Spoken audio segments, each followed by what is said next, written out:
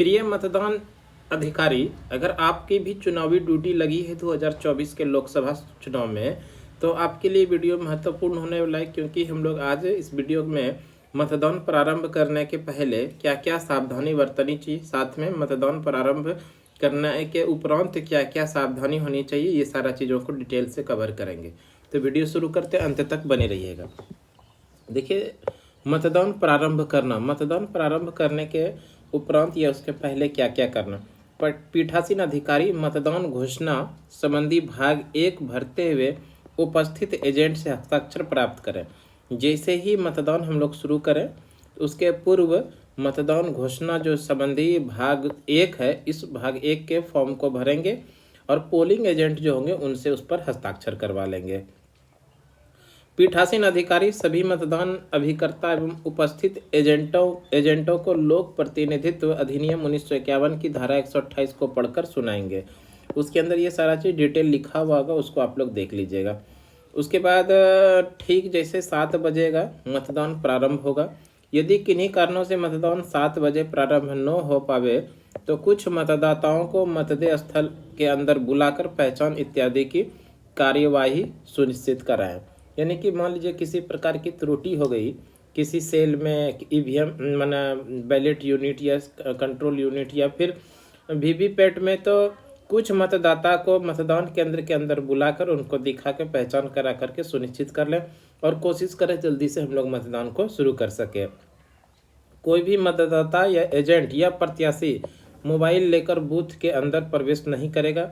इसे अनिवार्य रूप से सुनिश्चित किया जाए। ध्यान रखना है कि मतदान केंद्र के अंदर कोई भी मतदाता या पोलिंग एजेंट या प्रत्याशी मोबाइल लेकर बूथ के अंदर प्रवेश नहीं करेगा। ये ध्यान रखना है, इस पर ध्यान रखना है। इसके बाद है मतदाता हेतु सीयू का पावर स्विच ऑन करने से पहले यह सुनिश्चित करें कि वीवीपैट या paper roll black no vertical यानी खड़ा वर्किंग मोड में हो। वीवीपैट का जी एक इस तरह का रहता है और ये इस तरह का माना हॉरिजॉन्टल में पहले रहता है। इसको हम लोग सबसे पहले खड़ा कर लें। इसको खड़ा करने के बाद यानी वर्टिकल कर लें, खड़ा कर लें। उसके बाद ही कंट्रोल यूनिट का स्विच को ऑन करें।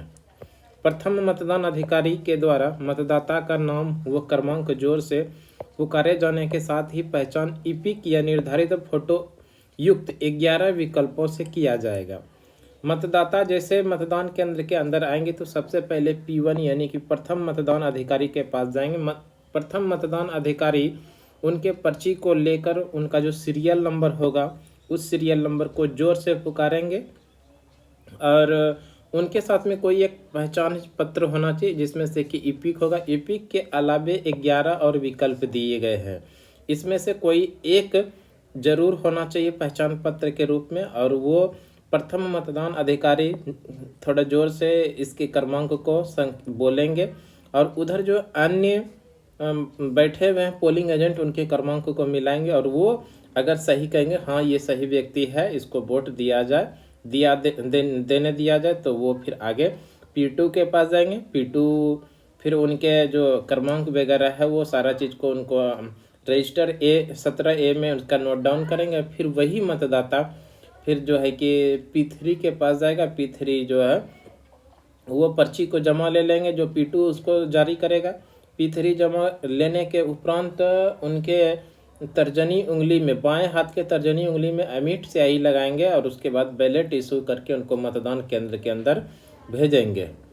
दिया गया यदि मतदाता अपने साथ नाम मतदाता सूची में क्रमांक से संबंधित पर्ची लेकर आता है तो उस पर्ची पर उसका नाम, निर्वाचक नामावली का भाग संख्या एवं मतदाता का क्रम संख्या के अतिरिक्त कोई चिन्ह, उम्मीदवार का नाम आदि नहीं लिखा होना चाहिए। यह पर्ची केवल मतदाता सूची में नाम व क्रमांक खोजने में मदद करती है। यानी मतदाता जो अपने साथ में पर्ची लेकर आएंगे उस पर्ची में केवल उसका नाम होना चाहिए, निर्वाचक नामावली की भाग संख्या होना चाहिए। इसके अलावा किसी उम्मीदवार का नाम नहीं होना चाहिए, ये ना प्रतीक चिन्ह, ये सारा चीज़ नहीं होना चाहिए। अब हम लोग बात कर लेते हैं कि ईपिक को छोड़ के जो मतदान के लिए हम लोग पहचान पत्र के रूप में यूज कर सकते हैं वो क्या क्या है। मतदाता की पहचान हेतु ईपिक के अतिरिक्त वैध क्या क्या है, आइडेंटिटी प्रूफ के रूप में, पहचान पत्र के रूप में। तो सबसे पहले जो इम्पोर्टेंट है वो है आधार कार्ड। मैक्सिमम लोग जो अभी वोट डालने के लिए आते हैं वो आधार से ही वोट डालते हैं। इसमें सबसे पहला ही आधार है, देख लीजिए। मनरेगा जॉब कार्ड, उसके बाद है बैंक या डाकघर के द्वारा जारी फोटो युक्त पासबुक, पासबुक से भी वोट डाल सकते हैं। श्रम मंत्रालय के योजना के अंतर्गत जारी स्वास्थ्य बीमा स्मार्ट कार्ड, इससे भी हम लोग डाल सकते हैं। ड्राइविंग लाइसेंस से डाल सकते हैं, पैन कार्ड से भी डाल सकते हैं। एनपीआर के अंतर्गत आरजीआई के द्वारा जारी किए गए स्मार्ट कार्ड से भी डाल सकते हैं। पासपोर्ट से भी डाल सकते हैं। फोटो युक्त पेंशन दस्तावेज अगर आपके पास है तो उससे भी डाल सकते हैं। केंद्र या राज्य या लोक उपक्रम या पब्लिक लिमिटेड कंपनियों द्वारा अपने कर्मचारियों को जारी किए गए फोटो युक्त सेवा पहचान पत्र, इनके माध्यम से भी वोट डाल सकते हैं। सांसदों, विधायकों, विधान परिषद सदस्यों को जारी किए गए सरकारी पहचान पत्र, इनके माध्यम से भी वोट डाल सकता है। Unique disability ID UID card सामाजिक न्याय एवं अधिकारिता मंत्रालय भारत सरकार के द्वारा जो जारी किया जाता है, इससे भी। इन 12 चीज़ों 12 हो गया। इन 12 में से जो आपके पास हो उनसे आप उनको पहचान पत्र के रूप में प्रयोग कर सकते हैं। ईपिक निर्वाचक फोटो पहचान पत्र के संबंध में यदि मतदाता द्वारा किसी अन्य विधानसभा निर्वाचन क्षेत्र का ईपिक प्रस्तुत किया जाता है तो वह भी इस शर्त के आधार पर मान्य होगा कि मतदाता का नाम उस बूथ की मतदाता सूची में अनिवार्य रूप से हो। अगर ईपिक आपको प्रस्तुत किया जा रहा है तो ईपिक उसी विधानसभा, उसी बूथ का, उसी बूथ क्रमांक का, कमरा नंबर का होना चाहिए जहां पर कि वो प्रस्तुत किया जा रहा है। प्रवासी निर्वाचकों की पहचान के लिए केवल मूल भारतीय पासपोर्ट मान्य होगा। अब देखिए, ये है मतदाता सूची में मतदाता को चिन्हित करने का तरीका। ये जो काम करता है ये P1 प्रथम मतदान अधिकारी होता है। जो प्रथम मतदान अधिकारी होते हैं उनके पास सबसे पहले मतदाता आते हैं। मतदाता ने उनके क्रमांक यानी क्रम संख्या को चेक करने के बाद जो मूल चिन्हित प्रति उनको दिया जाता है, चिन्हित प्रति में इस तरह का वो निशान लगाते हैं। ये निशान ध्यान रखिएगा, ये जो निशान इस तरह से मूल चिन्हित प्रति उनको दिया जाता है मतदान केंद्र के पहले मतदान सामग्री के साथ में, उस पर इस तरह का निशान लगाएंगे। मेल के लिए ये, पुरुष मतदाता के लिए इस तरह का निशान लगाएंगे। महिला मतदाता की दशा में इस तरह से तो लगाएंगे, साथ में उनके जो सीरियल नंबर है उसको हम लोग वहाँ पर क्या करते हैं, इस तरह का राउंड कर देते हैं। जो सीरियल नंबर होता है थोड़ा बड़ा साइज करके इस तरह का राउंड कर देते हैं। तो इससे पता लग जाता है कि ये जो उम्मीदवार है ये महिला उम्मीदवार है, यानी महिला मतदाता है। और अन्य किसी भी दशा में जैसे एसडी हो गया या ईडीसी हो गया या जो भी हो, तो उसके लिए इस तरह का हम लोग यहाँ पर ये ट्रेंगल बना देते हैं उनके सामने। तो ये इस तरह का फिगर बनाने का ये जो जिम्मेदारी होता है ये P1 बनाते हैं इस तरह का। और P1 के पास ही चिन्हित प्रति का जो मूल कॉपी दिया जाता है वो उनके पास होता था। मतदाता सूची में प्रत्येक मतदाता का नाम पृथक पृथक एक बॉक्स के रूप में अंकित होता है और उसी अंकित बॉक्स में जो नाम होता है इस तरह का सिंबल बनाते हैं। पुरुष मतदाता की दशा में लाल पेन से क्रॉस करना है, महिला मतदाता की दशा में लाल पेन से क्रॉस के साथ साथ में उसके क्रमांक को गोला करना होगा। यानी ये जो इस तरह का हम लोग करेंगे तो ये लाल कलम से करेंगे और साथ में महिला अगर रहेगी मतदाता तो इस तरह का तो एरो लगाएंगे ही और उसके साथ में वहाँ पर उनके क्रमांक को गोला भी कराना है। अन्य के लिए बॉक्स में त्रिभुज का चिन्ह बनाना होगा। अमिट स्याही लगाने का सही तरीका, अमिट स्याही जो होता है वो प्रभारी होता है द्वितीय मतदान अधिकारी। तो पहले मतदान अधिकारी के बाद वही मतदाता द्वितीय मतदान अधिकारी के पास जाते हैं। प्रथम मतदान अधिकारी द्वारा मतदाता सूची में मतदाता को चिन्हित करने के उपरांत मतदाता द्वितीय मतदान अधिकारी के पास जाएगा। द्वितीय मतदान अधिकारी सर्वप्रथम मतदाता के बाएं हाथ की तर्जनी की अवलोकन कर यह देखेगा कि उस पर अमिट स्याही तो नहीं लगी है। यदि नहीं लगी है तो उस अंगुली में अमिट स्याही नाखून एवं अंगुली के पहले फोल्ड तक लगाना होगा। देखिए सही तरीका यही है, ये सही तरीका, इसको ध्यान रख लीजिएगा। आप लोग भी इसी तरह से लगाइएगा। ये तर्जनी उंगली है, बाएं हाथ का तर्जनी उंगली इस तरह से लगाएंगे कि उनके नाखून पर भी लगे और नाखून के साथ साथ थोड़ा सा इस भाग पर भी लग जाए। अगर सपोज दैट मान लीजिए कि उस मतदाता का बाएं हाथ का तर्जनी उंगली नहीं है, तब क्या करेंगे? तो तर्जनी उंगली के जस्ट बगल में जो उंगली है उसको लगाएंगे, और ये भी नहीं है तो इसको लगाएंगे, ये भी नहीं है तो अगर मान लीजिए उसको बायां हाथ है ही नहीं, तो उस कंडीशन में दाएं हाथ में जो तर्जनी उंगली होगा तो उसमें लगाएंगे। कभी कभी क्या होता है कि ना बायां हाथ होता है ना दायां हाथ होता है, उस परिस्थिति में क्या करेंगे, जहाँ से हाथ बायां हाथ कटा हुआ है जस्ट वहाँ पर हम लोग अमिट स्याही का यूज करेंगे, वहीं पर लगाएंगे जहाँ से उनका हाथ कटा हुआ है। तो ये भी ध्यान रख लेना है। तर्जनी अब देखते हैं आगे, तो देखिए दिया गया वही, तो तर्जनी नहीं है तो मध्यमा, मध्यमा नहीं है तो अनामिका, अनामिका नहीं है तो अनिकिष्ठा, अंगुकिष्ठिका। यदि बाएं हाथ में उक्त सभी नहीं है तो दाहिने हाथ की तर्जनी से शुरू करें। तो अभी जो बताओ वही यहाँ पर दिया गया है। अब देखिए मतदाता रजिस्टर 17A बेहद इंपॉर्टेंट है, इसको जरूर ध्यान रखिएगा। मतदाता रजिस्टर 17A, इस 17A रजिस्टर के जो प्रभारी होते हैं वो द्वितीय मतदान अधिकारी प्रभारी होते हैं। प्रभारी द्वितीय मतदान अधिकारी यानी P2 जो होते हैं वो मतदाता रजिस्टर 17A का प्रभारी होता है। इसी 17A रजिस्टर में सभी जितने भी मतदाता आएंगे वोट करने के लिए उनका रिकॉर्ड रखा जाता है। अमिट स्याही लगाने के बाद द्वितीय मतदान अधिकारी मतदाता रजिस्टर में विवरण दर्ज करें। देखिएगा, ध्यान दीजिएगा, कभी कभी किसी किसी बूथ पर क्या होता है, अमिट स्याही लगाने का काम P3 भी करते हैं, तो सो ध्यान, ये चीज़ एक्सचेंज हो सकता है, इस पर ज़्यादा विशेष चर्चा नहीं करनी है। P2 का ऐसे है प्रभारी, लेकिन कभी कभी P2 को ज़्यादा काम हो जाने के कारण ये काम P3 करते हैं कि अमिट स्याही लगाते हैं। अब मतदाता रजिस्टर 17A का जो प्रभारी होंगे वो P2 होते हैं, और मतदाताओं के संबंध में आवश्यक विवरण उक्त रजिस्टर पर दर्ज किया जाता है। रजिस्टर पर पहला मतदाता का विवरण दर्ज करने के पूर्व प्रथम मतदान अधिकारी के साथ पीठासीन अधिकारी CU का टोटल बटन दबाकर चेक करें कि कुल पोल्ड वोट शून्य प्रदर्शित हो रहा है।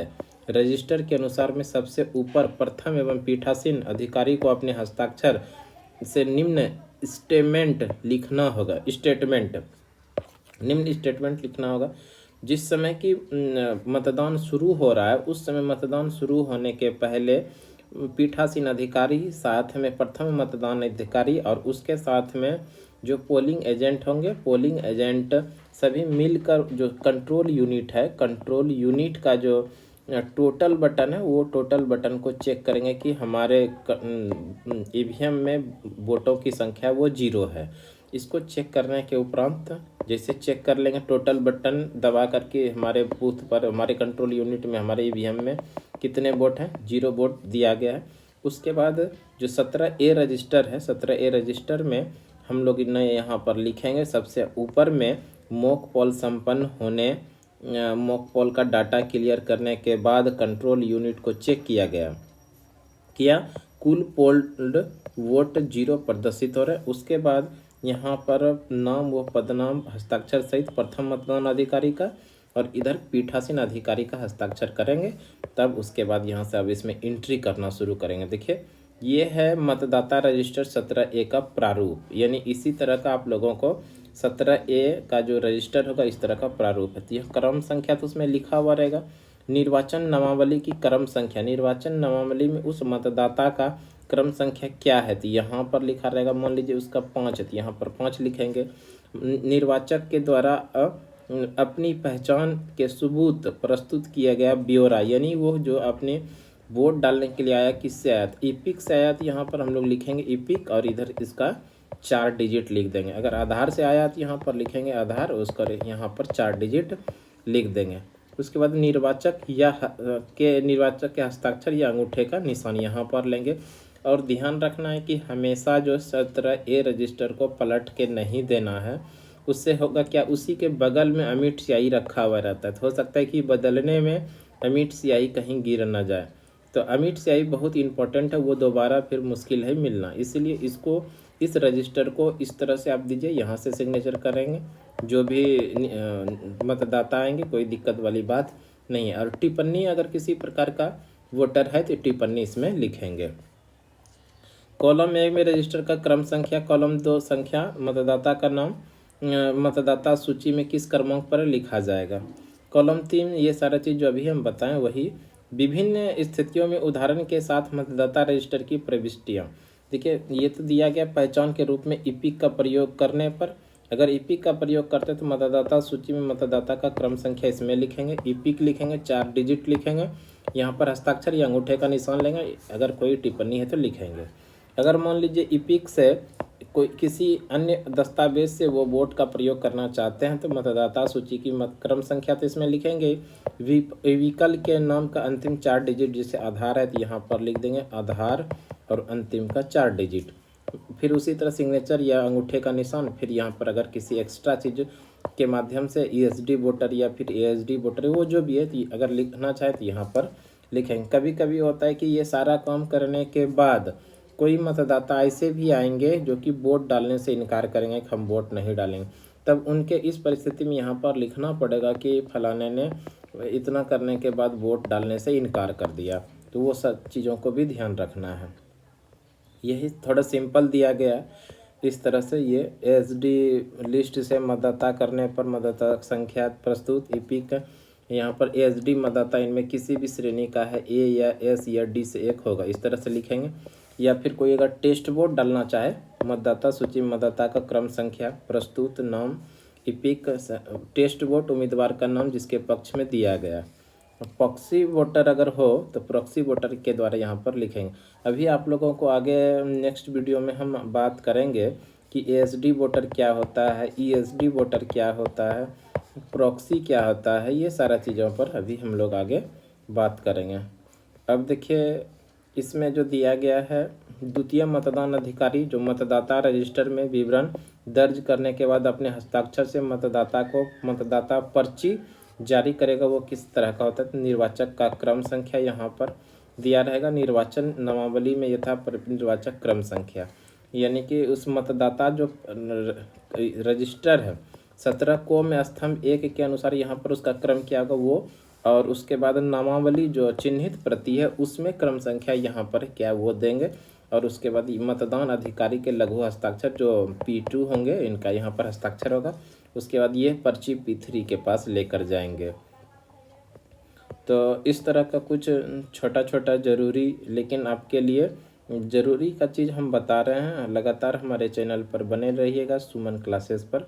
देखिए आगे जो दिया गया, मतदाता पर्ची लेकर तृतीय मतदान अधिकारी के पास जाएगा, ये सारा चीज़।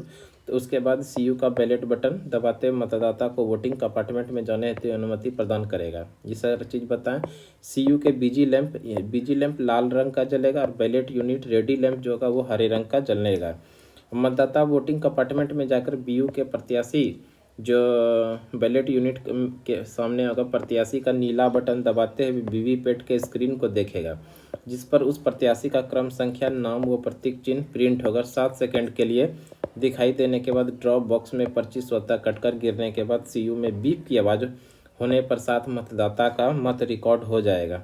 मतदाता का मत रिकॉर्ड होने के बाद सीयू का बीजी लैंप एवं उम्मीदवार का लाल लैंप जलना बंद हो जाएगा। जैसे उनका वोट हो जाएगा तो 7 सेकंड के लिए वीवीपैट में उनका पर्ची कटेगा। पर्ची में वही चिन्ह दिखेगा जिनमें कि जिनके सामने नीला बटन वो दबाया था। और जैसे ये 7 सेकंड्स के बाद पर्ची बीप ड्रॉप बॉक्स में गिरेगा, उसके बाद बीप की आवाज़ होगी। बीप की आवाज़ होने के बाद वह क्लियर हो जाएगा। प्रथम वोट पड़ने पर पीठासीन अधिकारी टोटल बटन दबाकर सुनिश्चित कर ले कि कुल पड़े वोटों की संख्या 1 प्रदर्शित हो रही। जिस समय पहला वोट पड़े तो उस समय उसके बाद एक बार पीठासीन अधिकारी टोटल बटन चेक कर लेंगे कि 1 वोट पड़ा है। समय समय पर टोटल बटन दबाकर मतदाता रजिस्टर 17 को से मिलान करते रहें। ध्यान रखना है समय समय हर 2 घंटे के अंतराल पर 17 को रजिस्टर जो P2 के पास होगा उनसे और जो कंट्रोल यूनिट में वोट पड़ा हुआ है उस दोनों को मिलान करते रहें। समय समय पर पीठासीन अधिकारी की डायरी भी भरते रहें। सेक्टर जोनल मजिस्ट्रेट के आने पर भ्रमण सीट जो विजिट सीट होगा उसको भी सामने निकाल के रखें। प्रत्येक 2-2 घंटे पर कुल पड़े वोटों की संख्या पीठासीन अधिकारी की डायरी में लिखे तथा सेक्टर मजिस्ट्रेट को भी बताते रहें। मतदान हेतु निर्धारित समय 6 बजे तक जितना मतदाता लाइन में लगे हो सभी वोट देने के हकदार होंगे। पीठासीन अधिकारी उक्त समय तक उपस्थित मतदाताओं की लाइन लगाकर अपने हस्ताक्षर युक्त पर्ची, जिस पर 1 2 3 4 लिखा हो, इस तरह का 50 पर्ची आप लोगों को मिलेगा। तात्पर्य यह है कि प्रथम मतदाता को अंतिम नंबर की पर्ची और अंतिम मतदाता को प्रथम नंबर की पर्ची जारी करके वोट डालने की अनुमति। शाम 6 बजे तक जितने भी लोग लाइन में, जितने भी मतदाता लाइन में लगे रहेंगे उनको वोट कराना है। जैसे इस तरह का लाइन में लगा है तो ये सबसे अंतिम में जो मतदाता है इसको 1 नंबर का पर्ची देंगे, इनको 2 नंबर का पर्ची देंगे। इसके बाद हम लोग वो कंटिन्यू रखेंगे। इनके बाद अगर कोई मतदाता है तो उसको लाइन में नहीं लगने देंगे। तो ये भी ध्यान रखना। तो ये पर्ची जारी करना है शाम 6 बजे अगर मतदाता लाइन में लगे हों तब। अंतिम मतदाता द्वारा मत अंकित किए जाने के बाद मतदाता रजिस्टर 17 को अंतिम प्रविष्ट के बाद लाइन खींचकर हस्ताक्षर युक्त स्टेटमेंट निम्न प्रकार से लिखेंगे। जैसे मतदान समाप्त हो जाए तो इस तरह से स्केल से रेड कलम से जो मतदाता रजिस्टर 17A है इस पर लाइन खींचेंगे।